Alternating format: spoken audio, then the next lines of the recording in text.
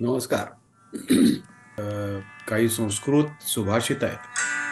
तर ती खाण्याविषयी आणि पाण्याविषयी काही नियम त्याने सांगितलेले आहेत.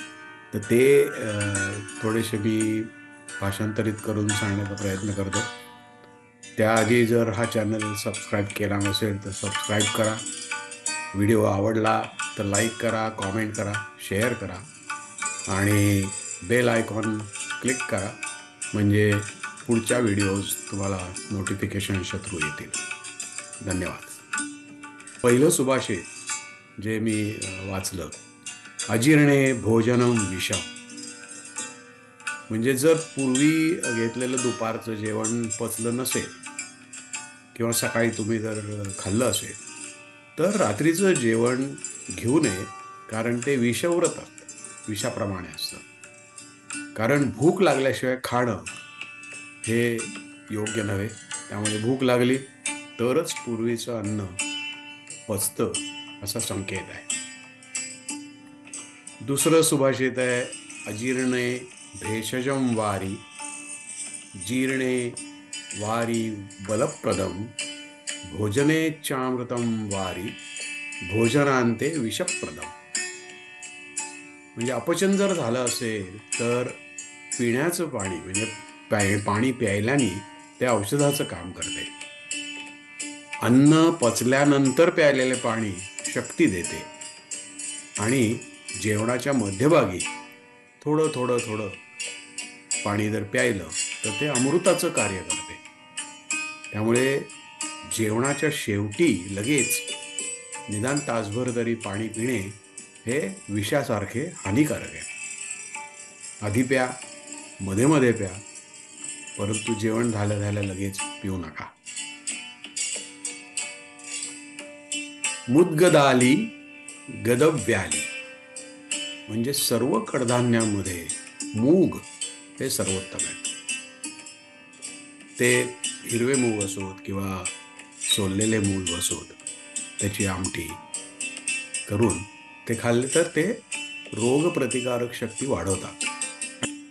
त्यामुळे शक्यतो मुगाची डाळ वापरावी, म्हणजे मग ते पचनाला हलकं होऊ शकतं. पाचवं आहे, नास्ती मूल मनौषधम. अशी कोणतीच भाजी नाही की जी शरीराला औषधी लाभ देत नाही. थोडेफार तरी त्याच्यामध्ये न्यूट्रियंट्स असतातच आणि भाज्यांमध्ये भरपूर पोषक असतात आणि ते विविध आरोग्यदायी फायदे पण देतात. परंतु अतिप्रमाणात कोणतीही भाजी खाऊ नये किंवा जास्त तळलेली भाजी खाऊ नये. थोडीफार शॅलो फ्राय करावी. अजवत चर्वण कुर्यात, शेळीसारखं आपलं अन्न चावा किंवा रवंथ जशी गाय करत राहते तसं अन्न खूप चावा. कारण त्याच्यामध्ये जर लाळ मिसळली तर ते अर्धपचन तोंडातच होतं. चघळण्यासाठी आणि अन्नाचा आनंद घेण्यासाठी आपला वेळ घ्या. त्यामुळे योग्य चरवण म्हणजे च्युईंग पचनाला खूप मदत करतं आणि त्याचा आनंदही जास्त मिळतो, कारण सगळे रस आपल्याला अनुभवायला मिळतात. नंतर आहे, न स्नानम आचरेद भुक्त्वा. जेवल्यानंतर लगेच आंघोळ करू नका, कारण जेवणानंतर जे पचन सुरू होतं त्या पचनक्रियेला अडथळा आंघोळीमुळे येऊ शकतो. कारण सगळी एनर्जी जी पचनाला वापरली जात असते त्याच्यामध्ये आंघोळीला लागणारी शक्ती ही घातक ठरू शकते. सर्वत्र नूतनम शस्तम, नेहमी ताज्या गोष्टींना प्राधान्य द्या.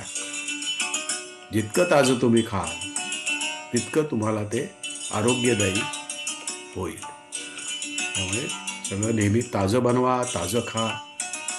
आणि शक्यतो आजचा भात आपण उद्या खातो फोडणीचा भात करून, ते ओके आहे.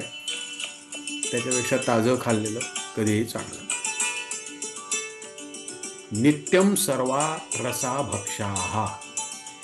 आता आपल्या जिभेवर 6 चवी आयडेंटिफाय करण्याकरता त्याच्यामध्ये खारट आहे, गोड आहे, कडू आहे, आंबट आहे, तुरट आहे आणि तिखट आहे.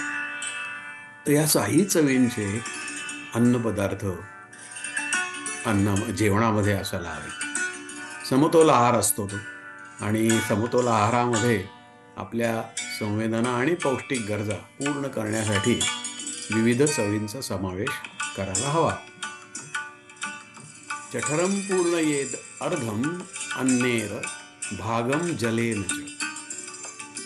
तुमचं पोट अर्ध घन पदार्थाने म्हणजे अन्नाने भरा, 1/4 पाण्याने भरा आणि बाकीचं रिकामं ठेवा. म्हणजे अगदी पोटात तडस लागेपर्यंत जेवू नका.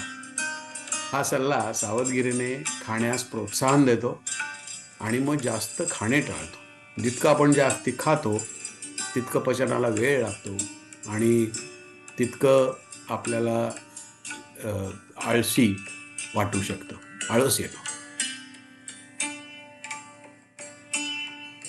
भुक्त्वा शतपथम गच्छेद यदिच्छेद चिरजीवितम. अन्न घेतल्यानंतर कधी स्वस्त बसू नका. किमान अर्धा तास तरीच चालायला हवं. म्हणजे शतपावली आपण जसं म्हणतो, अगदी हळूहळू चालायचो आणि ते चालणं सुद्धा एन्जॉय करायचो. जेवणानंतर हलकी हालचाल पचनाला मदत करते आणि मग पचन होतं. क्षुत्साधुताम जनयती. भूक अन्नाची चव वाढवते. आपला जेवणाचा पूर्ण आनंद घेण्यासाठी भूक लागेल तेव्हाच खावं. भूक नसेल तेव्हा खाऊ नये. भुकेची जर शंका असेल तर मुळीच खाऊ नये. त्यामुळे अन्नाची चव वाढते, अन्नाचं पचन होतं आणि आनंद देखील पुरेपूर मिळतो. शतम विहाय भोक्तव्यम सहस्त्रम स्नानम आचरेत. जेव्हा जेवणाची वेळ येते तेव्हा इतर सर्व कामं बाजूला ठेवा. इतर कामांपेक्षा जेवण घ्यायला प्राधान्य द्या. म्हणजे वेळेवर जेवा, वेळेवर आराम करा, वेळेवर झोपा आणि आरोग्यदायी जीवन जगा. धन्यवाद.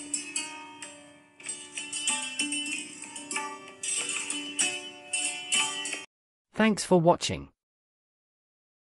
Like, subscribe, get notified.